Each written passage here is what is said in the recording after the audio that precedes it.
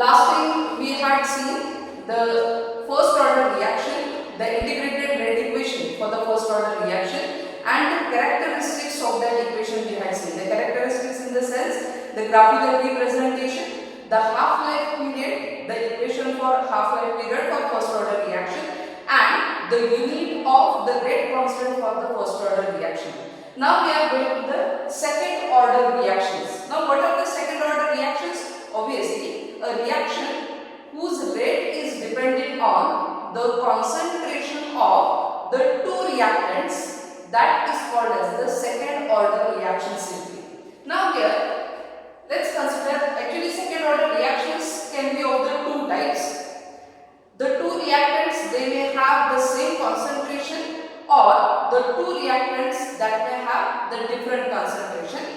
First, we are going to see the integrated rate equation for the case first, that is where the two reactants are of the same concentration, or a single reactant, its two molecules are used in a reaction.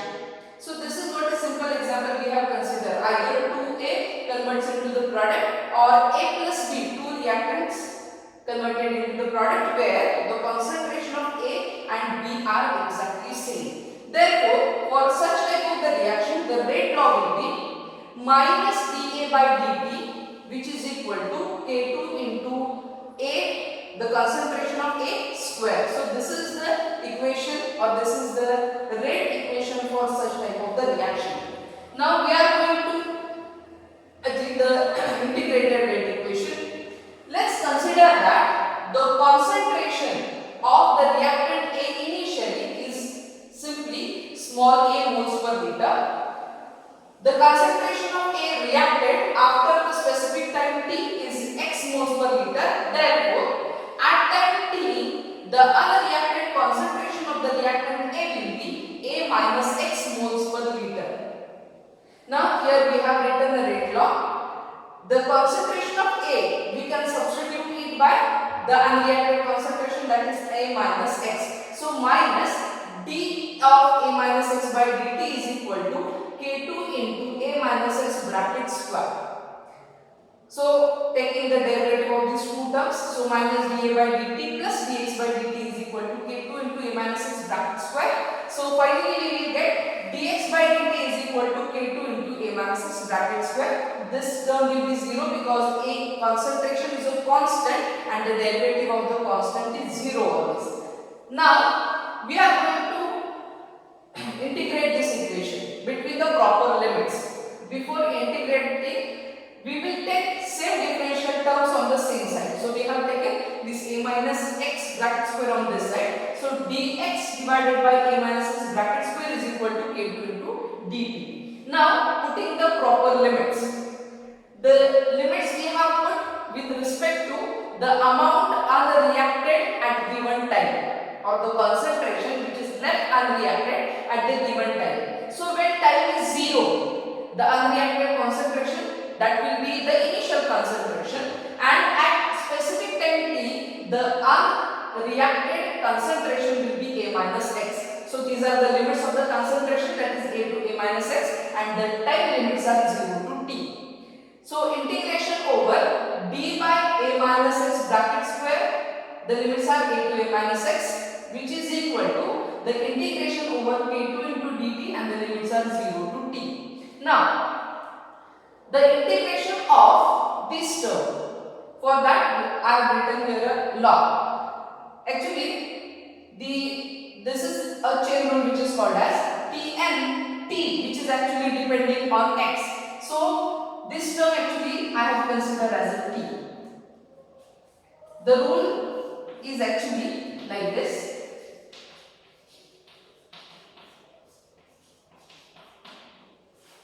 But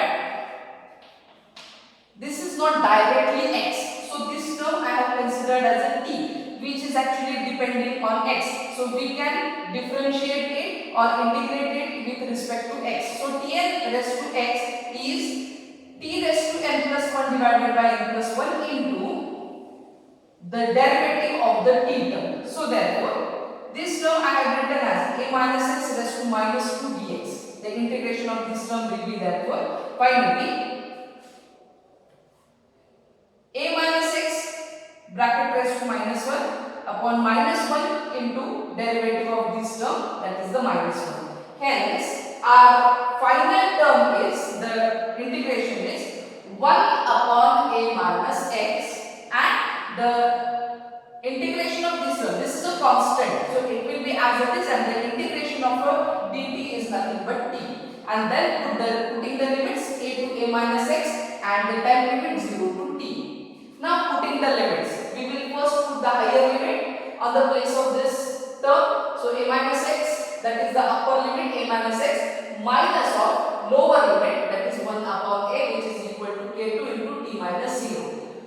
So solving this subtraction, so we will get x divided by a minus x, which is equal to k2 into t. So the equation for the rate constant for the second order, where the two reactants are having same concentration, is k2 is equal to x divided by at into a minus x. This is the integrated rate equation for the rate constant of the second order reaction. Now we are going to see the characteristics. The characteristics. The first graphical representation we are going to see.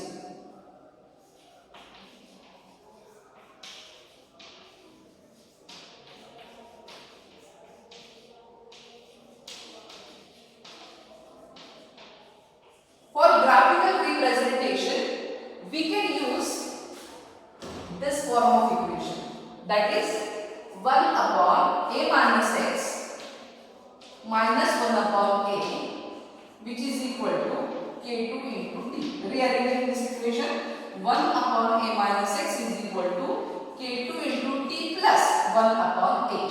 Now this equation is similar like the equation of a straight line with a positive intercept. Y is equal to mx plus c. That means if you plot 1 upon a minus x, this concentration on y-axis and the time on x-axis, therefore the graph will be like this, where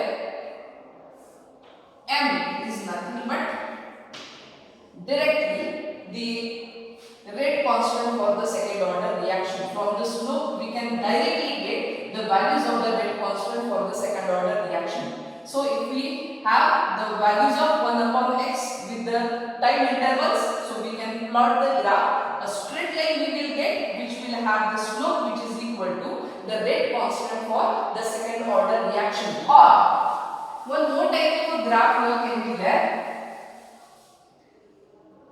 The equation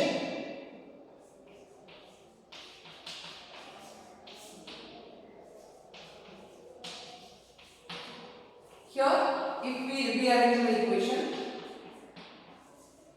like this, and if we plot x divided by a minus x on y-axis and t on the x-axis, therefore this equation will be similar like y is equal to mx. That means a straight line which passes through the origin, where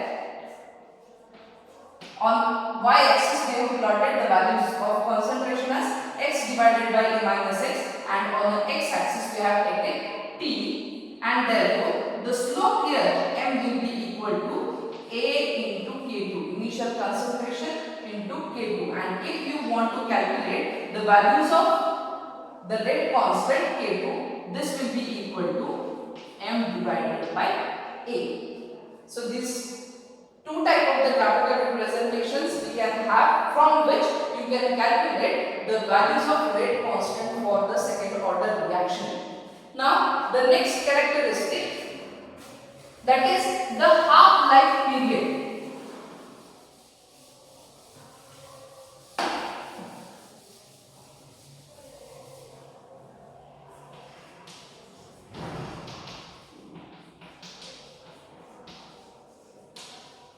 Which is denoted by T half,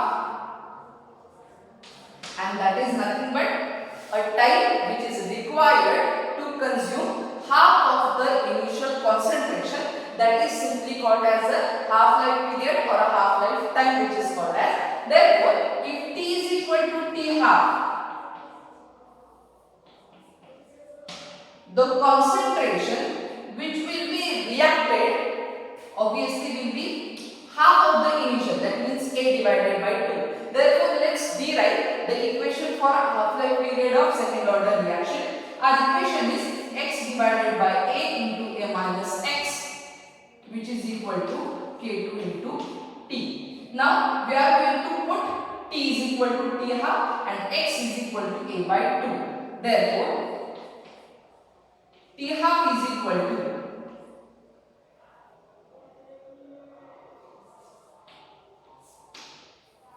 A divided by 2 into A minus A by 2. This is into 1 upon K2. Now, this A divided by 2 into A by 2 into 1 upon K2. So, T half is equal to, this will get cancelled, so we get the equation T half is equal to 1 upon A into K2. This is what is the equation to calculate half-life period of the second order reaction with the reactant same concentration, with the two reactant which are in the same concentration. So A is the initial concentration here and K2 is the rate constant. So if you know the value of K2 and the initial concentration, rate constant is known and the initial concentration is known, T half can be calculated, or if you know the half-life period and the initial concentration, we can calculate the values of rate constant also. And the last characteristic, that is the unit of the rate constant. Unit of K2. We know the equation, that is x divided by AT into A minus x. Now, this will have the unit of concentration. A, that is also the concentration unit. T is time and this is also concentration. So, our unit will be related to 1 upon concentration into time. Now, the unit of concentration is moles per liter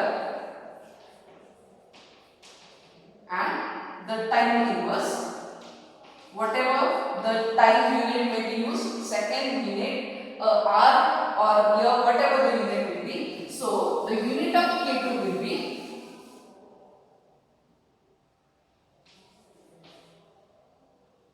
mole per mole liter per time. This is the unit of K2.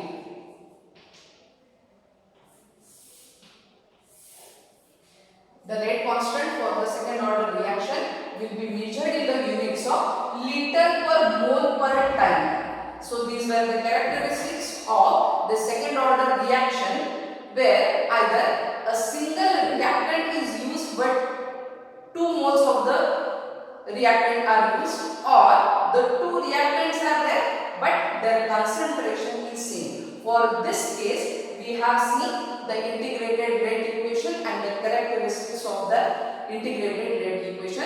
Next time we will see the second order reaction but the 2 reactants with the different concentration.